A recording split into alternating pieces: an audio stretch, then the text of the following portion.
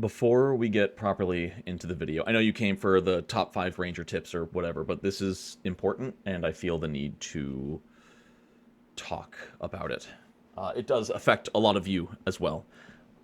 There's not a whole lot of information out about this yet, but I want to raise awareness.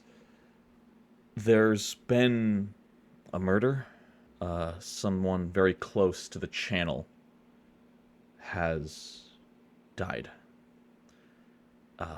And it happened a little while ago. Some of you more observant viewers may actually already know that I've been sitting in a different chair for the last few weeks. I had to get a new chair because, oh gosh, chair is dead. A lot of you may remember Chair as a very prominent player in especially the live streams over on twitch.tv/known@ones. But something happened. We're getting authorities involved. We don't know who's responsible for this, but he always had my back. Always supported me. Yeah, I'll let you know if more information comes out regarding Chair's situation. Anyway, on with the video. The Ranger in Pathfinder 2e is one of, if not my single favorite martial class in the entire game. It's incredible top to bottom, it's so unique, and it's so different from any other version of the Ranger we've ever seen before. And as such, especially because it's a martial class, it has some of my favorite feats in the game as well. Martial characters get a few more feats than spellcasters, and as such they usually have a lot more options because, you know, they don't have a spell list to pick from as well. So welcome to my top 5 Ranger feats in Pathfinder 2nd Edition. I want to give a huge shout out to all the members on the known@ones Patreon. Everyone on this list is supporting the channel. If you'd like to get your name on the list as well, there's a link in the description where you can pledge for $1, $5, $10, or $20 a month. They all do the exact same thing. They just support me a little bit more. I've been getting good at these, y'all. I've been getting good. I haven't messed up in like 3 videos. I got this streak going. First take, easy, no stuttering, no I got it. Now give me your money. If you're new to this series, feats are ranked on an obtuse ranking scale that takes a few things into account, like their fun factor, their power, their universal application, how early you can get them. These all take part in what makes a feat good to me, and at the end of the day, this is my own personal opinion, not the top 5 strongest. So let's go ahead and dive in with number 5, which is the epitome of an awesome feat that's just way too high level to be higher on this list. Perfect Shot. This feat is incredibly simple, and it is level 18, almost max level, for 3 actions while wielding a weapon with a reload value of 1 or more. You can shoot and make a ranged strike. If it hits, it deals max damage. Think about that for a second. If you're using a heavy crossbow at level 18, that's dealing 4d10 flat damage, not counting runes, not counting bonus damage from any feats or any other fundamental runes or anything like that. If you critically hit with this, that is an automatic 80 damage plus whatever else is added to it. And remember, it is max damage to the strike. If you've got 2 or 3 damaging runes like Frost or Shock, those are also going to add their full 6 on their d6 to all of this.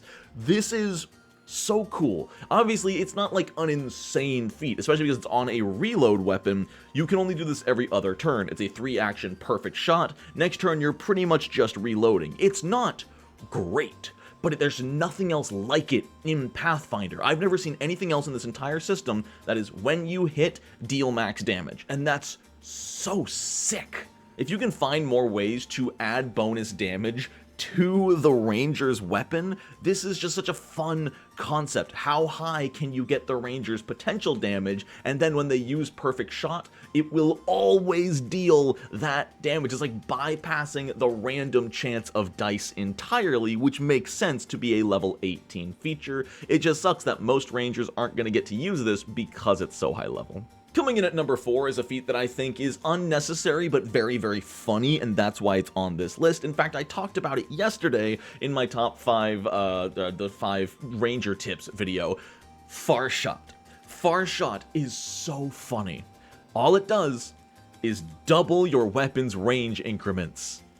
I shouldn't say that's all it does. That turns a longbow's 100-foot range increment into a 200-foot range increment. And remember, you're a ranger. If you are making a ranged attack against your hunted prey, it lets you attack from your second range increment at no penalty, which means at level 4, your longbow has an effective range of 400 feet. There's no battle maps that are 400 feet long. Obviously, I'm exaggerating. Yes, there are battle maps that are that big. It's called hyperbole.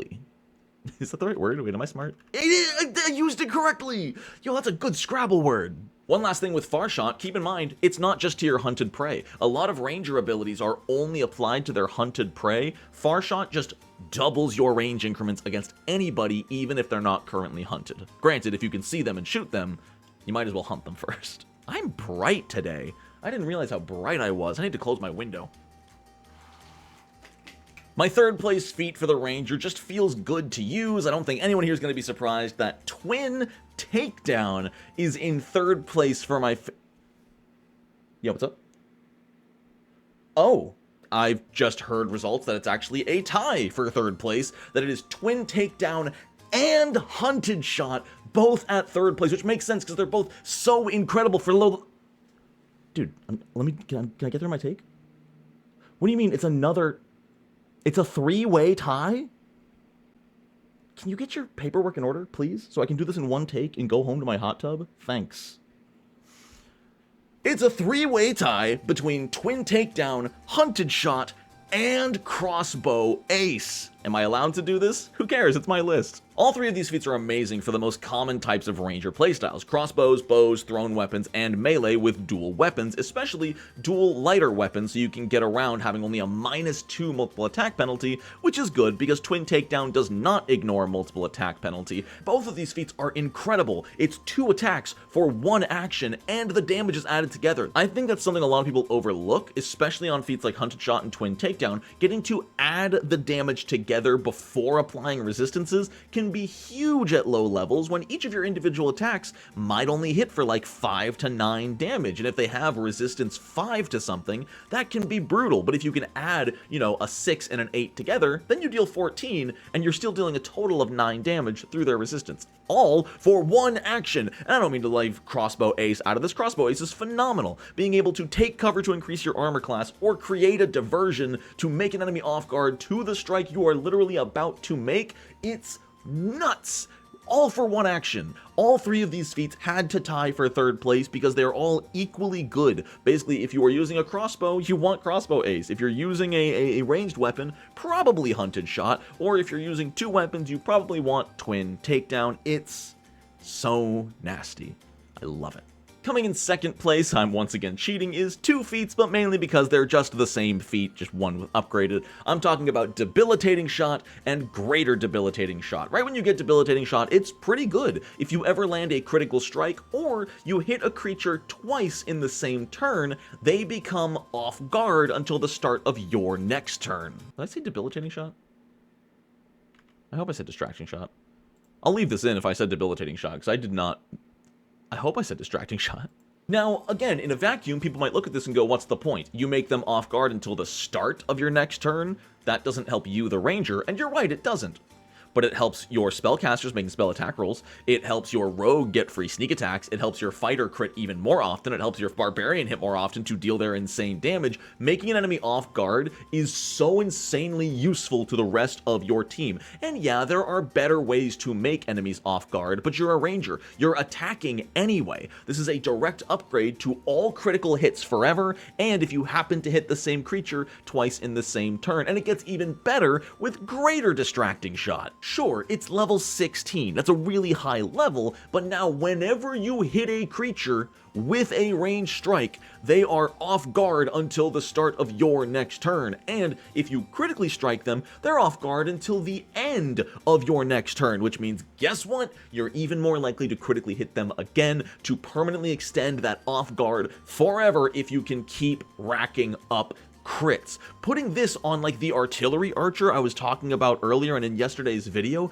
imagine that. You're 400 feet away from the battlefield. You're barely even there. They can't target you, but you happen to hit somebody twice. Cool, they're off guard for the entire round. You get greater distracting shot. Everybody you hit, I guess they have to be your hunted prey. I did forget to specify that. It has to be your hunted prey. But if you just hit them, they are off guard. Maybe I placed this too high on the list for the level of these feats. 12 and 16 is a long time to wait to be able to regularly apply off guard, but it does something that is so rare in Pathfinder 2e, and that is just directly, passively upgrading what you're doing anyway. It's one thing to look at a feat and say, oh, if you spend these 2 actions, you can do this thing. That is worth less inherently, because if you do that thing, there's something else you're probably not doing. But with distracting shot and greater distracting shot, you're shooting anyway. This is just an augment to your strikes forever.